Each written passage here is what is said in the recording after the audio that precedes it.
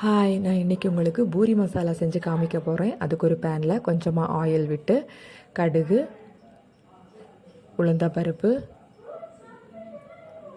கறிவேப்பிலை, வரமிளகா இவ்வளோ சேர்த்து தாளிச்சுக்கோங்க. அப்புறமா 3 பெரிய வெங்காயத்தை இந்த மாதிரி ஸ்லைஸாக கட் பண்ணி சேர்த்துக்கோங்க. 5 பச்சை மிளகா காரத்துக்கு ஏற்ற மாதிரி சேர்த்துக்கோங்க. 1/2 ஸ்பூன் மஞ்சத்தூள், தேவையான அளவு உப்பு, 6 பல் பூண்டு இவ்வளவு சேர்த்து வதக்கிக்கோங்க.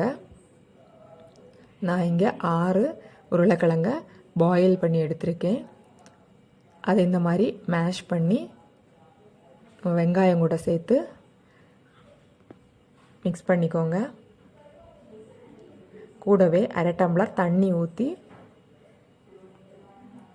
வதக்கிக்கோங்க. இந்த குழம்பு உங்களுக்கு கெட்டியாக வேணும்னா 1 ஸ்பூன் கடலை மாவு கூட கொஞ்சமாக தண்ணி சேர்த்து மிக்ஸ் பண்ணி சேர்த்துக்கோங்க.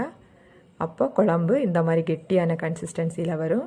பாருங்கள், நம்மளோட குழம்பு தயாராகிடுச்சு. அதை பூரி கூட சேர்த்து சர்வ் பண்ணிக்கோங்க.